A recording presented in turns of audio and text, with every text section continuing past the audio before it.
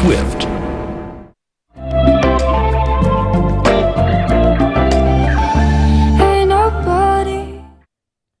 An innings that wasn't for those low on sleep. Sri Lanka was 74 for 5 at the end of 10 overs, and you thought that was the most bizarre power play you'll see. And after that, they scored 97 runs in 36.4 overs. They've almost batted out the quota of overs, having earlier been 7 for 105 in the 19th over. They finish on 171 all out against New Zealand in Bangalore in what is such an important game for both sides' fortunes. Welcome to Maruti Suzuki Arena, presents ESPN Cricinfo Matchday, powered by Qatar Airways. We're in the company of Steve Harmison, and I have been in the company of Steve Harmison in these seats for the last 25 overs when they were 8 down, and that feels like it was an eternity ago. Yeah, I've had 3 shaves since then. It really is. It's what I tried to sort of put into words. That innings is just baffling. It was nearly like trying to describe Maxwell's innings the other night. It was like 74 for 5 of 10 overs. Crash, bang, wallop, here we go. Sri Lanka have gone hard at the power play, made some monumental mistakes when it comes to losing the wickets. And then it was a snooze fest for the last sort of 30 overs. So, look, they're well short. Shows the fighting qualities of the bowlers that Sri Lanka have got, because not only have they bowled well for their country in this tournament, they've had to fight and bat well for their country, but some of the mistakes at the top of the order for Sri Lanka, really elementary mistakes. And when you look at it, they're probably 150 runs short. Yeah, only about 150 short, says Harmy. Farveez, your thoughts on that innings, especially the second half? There is a more serious conversation to be had about the first, but what did you do the last hour and a half? Yeah, I sat around the 32nd over thinking that we will be on there as soon as possible. But I'm very happy what Dilshan Madhulshankar and Matchday did, putting up some fight, playing for their pride. And it shows that, when you put a price on your wicket, it's not easy. Though the top order batsmen, almost everybody just threw away the wickets with some fancy strokes. And, we spoke about it. You lose wickets with the new ball against a quality side, you're going to get suffer. And what baffles me is, when the wicket's been falling, there was nobody wanting to play that dug-in role, wanting to work hard for his runs, try and bat till deep into the innings. I didn't see any fighting qualities. Honestly, I'm just very disappointed with the fighting effort by the Sri Lankans. So much up for stake when it comes to championship qualifications. That itself is a massive motivation for these players. But the way they turned up today's game was very sad in a way. Watching it as a former player is not easy, and just goes to show the quality of cricket the Sri Lankan team has been playing in the last few games has been really disappointing. Yeah, you'd think most teams will take 74 in the power play, but it's just that Sri Lanka happened to lose 5 wickets to go with it. That 74 was on the back of Kusal Perera's 51 of 28 balls. And the story could yet have been so much more different even in that first 10, because Kusal Perera was dropped when he was on 0. Yeah, dropped on naught. A really easy catch. Ball bounced for New Zealand. The ball swung just enough. The ball moved just enough in that first 10 overs. When you get a power play or you get 2 new balls, if it starts sort of swinging and hooping around corners, sometimes that's easier to bat against, because you know for a fact that if you play down the line of the ball, or you hold your body shape, the likelihood is if it's swinging big, you'll miss it. And then if the bowler goes a little bit into your scoring areas, then you can cash in and hit it to the boundary. So there wasn't as a big lavish swing, so that meant the nicks were more apparent. And they were easier to get for Southey and for Bolt, who bowled brilliantly in that first initial spell. But like what's been said, some of the mistakes and some of the weak mindset into tough bowling from either end, partnership. You look at the numbers 9, 10, 11. They put partnership together by just hanging in there and playing for each other and not wanting to give their wicket away. You didn't see that from 2, 3, 4, and 5. What you seen was they bowled 3 or 4 good balls. There's a big shot coming, and 9 times out of 10 they made a mistake. But the power play, what was it? 13 fours, 2 sixes, and 5 wickets. Power play doesn't get any better than that for a neutral. But from a Sri Lanka's point of view, it's so disappointing how they lost their wickets. Yeah, between them, Sri Lanka's 9, 10, 11, Tikshana, Chamira and Madhushanka have batted out more than 26 of the 46 overs they lasted. Farveez, talk me through just the mindset and the approach of the batters and what you saw in the first 10 overs and what exactly was going on. I think Kusal Janit Perra played his natural game. That's what he does. I mean, he doesn't care about what's the scoreboard reeling. He just, if it's there to be hit, he will go for it. That's been his DNA ever since he made his debut. So, you expect that from Kusal Janit. Unfortunately, I mean, questions can be raised. Is that shot needed at that position, especially when you have lost 4 wickets? I'm probably with the majority. He shouldn't have done it.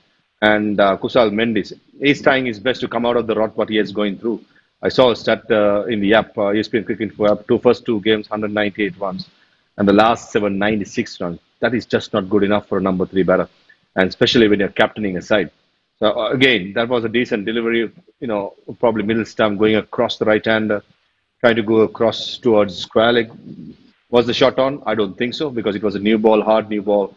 Every time the top edges carries towards third man. So, that's in his DNA as well. Is someone that wants to be aggressive. Sadir Samarekram, I thought it was nicely made up. Made up by Trent Ball. The first ball bounce, and then second ball, ideal fast bowler's delivery, just going across. Caught him napping in the crease. And Charita Salanga just got a good delivery. Angelo Matthews very tentative. Dhananjay Silva very tentative. So, overall, I think this team lacks a lot of confidence. This team has been battling so many things on and off the field for a long time. And it just appears in the field when they are playing. The body language, the shot selection, it's just not right at this level, especially when you're battling in a World Cup. So, I hope that at least a fight back, I know it's going to be a mountain to climb to win this game. At least a fight back is what this young players will be talking about in the dressing room right now. Yeah, the point Farveez brings up about Kusal Mendis, it is such a strange one. He felt like the batter who would take this World Cup by storm the way he batted in the first 2 games. Not just 198 runs, but those runs came at a strike rate of 160 plus. And now 7 games with 96 runs, a strike rate below 70. And these have been the 7 games when he became captain. Does that show he's probably not handled the pressure?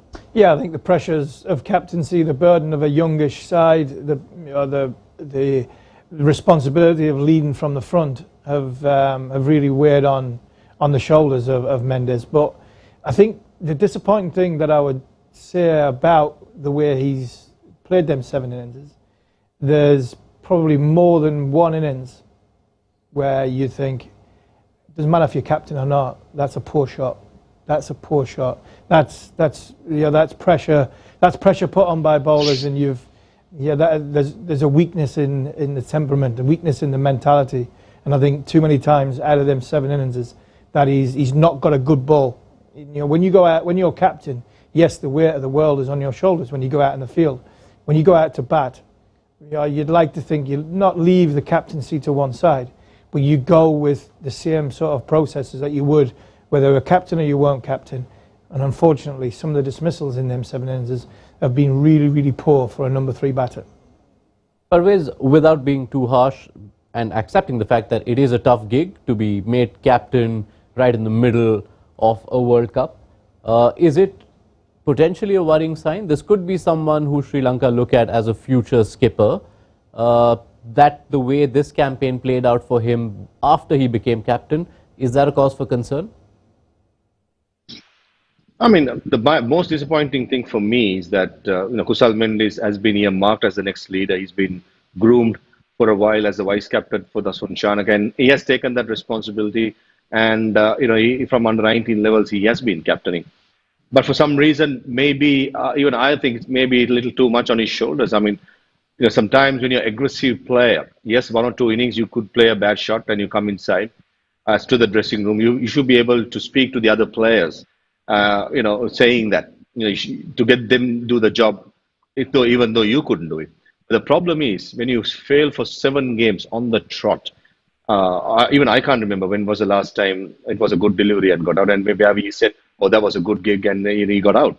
I think almost every inning it was a big shot and he got out. So when you do that as a batter and a captain, how can you go to the rest of the batters and speak about and speak it openly? That's my main worry. So this is where I think Kusal Mendis need to find out a way. I mean, it's going to be hard work, definitely that, because as I said, he's a player who is naturally flair. He likes to go after the bowling. When he comes out, wow. When he doesn't, people will ask questions. So this is where I think Sri Lanka will face this problem going into the future. Not only Kusal Mendis' place in the team, even many of the players, will be questioned after the World Cup. So, this is just one problem what Sri Lanka is going through. There are many I can sense. I can see it might happen in the future. Some hard decisions, especially the way the last few games have gone. Yeah, I'll ask you to hold that thought because I feel that is a thread for us to explore when we reconvene at the end of this game and look back on the Sri Lankan campaign on the whole. So a batting effort to forget. And for a side who'd started this World Cup having scored scores in excess of 320 in their first two games, it really has fizzled. The only thing they lasted 46 overs is because of Mahesh Theekshana. Kudos to him, whose 91-ball stay becomes the longest for anyone batting number 9 or below in the history of the Men's ODI World Cup. But we must look at the bowling. And it almost feels like someone showed Trent Bolt a clip from our show, because it's like we willed him on to be the power play wicket-taking threat he's always been. Yeah, he got the ball to move laterally. I thought he was smart with his lengths. He dragged his length back when it wasn't swinging to set the batter up. Bowled a little bit, so more wobble seam, brought his length back, and then when it was swinging, it wasn't swinging big, so he knew that he could catch the outside edge. He knew that if he got a batter to play away from his body, and, the ball wouldn't go sort of too quick and move too much to sort of not catch the outside edge. So he's always in play, inside and outside edge of the bat. I thought it was an excellent display of power play bowling, not just from Bolt. I know Southey got a little bit of tap, and boundary count was more Southey than it was Bolt, but I thought both of them from either end were really challenging the Sri Lanka batters, and they didn't have any, I wouldn't say guts for the fight, but I think it was too easy to play the big shot against pressure that Bolt and Southey were putting on Sri Lanka. Farveez, your thoughts on the bowling you saw from Bolt and Southey? I mean, I know you've spoken about the shot making, and Sri Lanka didn't help themselves with that, but still a word on how those two operated with the new ball. And they kept it really simple. They hit good areas. When it was swinging, they swung the ball. When it's not, they pulled the leg back. And they kept batsmen quiet. And they knew this Sri Lankan lineup, it's a matter of bowling 3-4 dot deliveries. Eventually, the big shot will come. And most of the time, you pay the price when you do that. So that's experienced bowling for you. That's quality bowling for you. And this is what you get from good teams. And, backing up by Lockie Ferguson, who was clocking close to 150. So, overall, 3 really good quicks. Did have a very good day in the middle. Those 3 quicks did the job. And then Mitchell Santner, who you called out at the start of the game, saying that you'd expect him to do much better with this bowling mix. And I don't remember the last time I've seen a spinner get as much out of a Chinnaswamy surface with the white ball. Yeah, it turned. He got a lot of turn, he got a lot of purchase, he got a lot of bounce, a lot of overspin from Santner and from Ravindra when Ravindra bowled, same discipline, left arm spin. But the pressure that was on at the time, from the seamers is what we said right at the very start. This is their ear attack. This is their ear team. And when they're all together, they work very, very well as a unit. And I think that was massively evident today from Santner's point of view. He could hold the length in and around that off stump. And every time he bowled that little bit slower, it seemed to bounce and it seemed to turn. And it was, because Sri Lanka had battered themselves in a position where there were 5 wickets down, the more Santner was taking the pace off. If you are 2 wickets down and all of a sudden batters could come out their crease and try and take him on and try and take him downtown, when then Santner would have to change. But because the pressure had been put on from wickets falling in the power play, Santner was being able to change his pace at will and really be able to throw the ball up above the eye line and tempt the Sri Lankan batters to say, look, if you want to come down and take a risk, good luck, because you're already in a little bit of a hole. So I thought it was smart bowling from Santner for his 10 overs. Now, without being remotely critical about a team who have managed to bowl the opposition out for 171, What happened with New Zealand in those last 28 overs? I'm not sure. I just think that they thought it was just going to happen. I think because when you're on the field, sometimes you expect it to happen because of the carnage that's gone before, and it tends to happen that the last two or three wickets. You know, as much as you're trying to bowl in wicket-taking balls, the bowlers who supposedly can't bat, if they just play for their off stump on a good wicket, which the Chinnaswamy is a good wicket, then all of a sudden you have to try and work a way of getting that batter out. And unfortunately, New Zealand didn't have the ability to work that plan out, whether it was short ball, round the wicket, over the wicket, from Lockie Ferguson, or you've just got to take your hat off and say Sri Lanka showed a little bit of guts, a little bit of determination, played for their off stump, knew they had time, defensively sound, and anything that was on offer that New Zealand possibly sort of tried to gift them to try and buy the wicket, Sri Lanka played very, very well. Farveez, I know the win seems unlikely, even given the runs that have been added by the tail. But if at all the weather does come into play, as was forecast in Bangalore, these 26 odd overs that the last three wickets have batted, it could have quite a bearing, and New Zealand might look back at it and think, whoa, is that where the point was dropped? No, so they would be wanting to catch up with that mistake. I would say mistake. I mean, the missed opportunity with the batting effort. They would like to finish it off as soon as possible. Of course, net run rate might come into the consideration if Afghanistan and Pakistan wins. As I know, the equations are massive for the other two teams for them to get in. But New Zealand will be aware of it, and I think they'll probably come all guns blazing to try and finish it off within probably 25 overs, something like that. Because what we have seen right throughout the tournament, as well as before in the IPL, is that under lights, Chinnaswamy Stadium is a pitch is the best to bat. So that's advantage definitely is with the New Zealand lineup, and also for Sri Lanka's advantage, the ball might swing a little bit under lights, so Dilshan Marusanga can be in handful. So it's interesting to see. Even I get it. I mean, it's going to be hard work, or it's near impossible to win this game for Sri Lanka under the circumstances. But at least a fight by Sri Lanka, and I like to see New Zealand coming down and going hard and try and finish it off as soon as possible. Farveez, I usually love it when the spirits are cheery with you, so I'm going to leave on an optimistic note. If the weather were to come in and these 26 the extra overs that Sri Lanka batted end up getting them the point, if they do get to 5 points, they reach a position where at least two out of England, Bangladesh and Netherlands will have to win their last respective outings. And Netherlands play India, Bangladesh play Australia, England play Pakistan, and only then would Sri Lanka miss out on Champions Trophy qualification. That's the updated scenario for you. Yeah, as well as there's a possibility of India-Pakistan semi-final in Kolkata. So that's something also the entire world will be watching as well. For Sri Lanka, yes, I mean, you just can hope the rain will come, but the way things have gone for Sri Lanka, I don't think even the luck has been paving their way, especially with the effort what the Sri Lankan team has been putting in for certain reasons. So, there will be questions asked a lot, but I think New Zealand will probably think of the weather as well. And as I said, wanting to finish off as soon as possible. When is it ending? How many overs? Yeah, I think 25 is a good number. I think 25. I think it'll be inside 30 overs. I think New Zealand will want to get it over as quickly as they can because of the threat of the rain. And that, for me, will be, the same power play less the wickets. That's what New Zealand will be looking for. Right then, that does it for now from us on halftime in New Zealand versus Sri Lanka. Can Sri Lanka put up a fight? Dilshan Marusanga has been the top wicket taker of the tournament. Can he finish it on a high? Give them something to remember from this last outing. The ESPN Cricket Info mobile app should be your destination through the run chase to keep abreast of the points table, the scenarios, what's on the line for all those 7 teams who are looking at semi-final qualification or Champions Trophy qualification. And we'll be back here as soon as things are over in Bengaluru.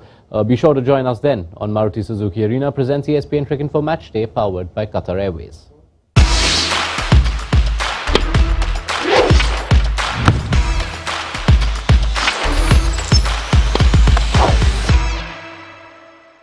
Stunning looks, then swift,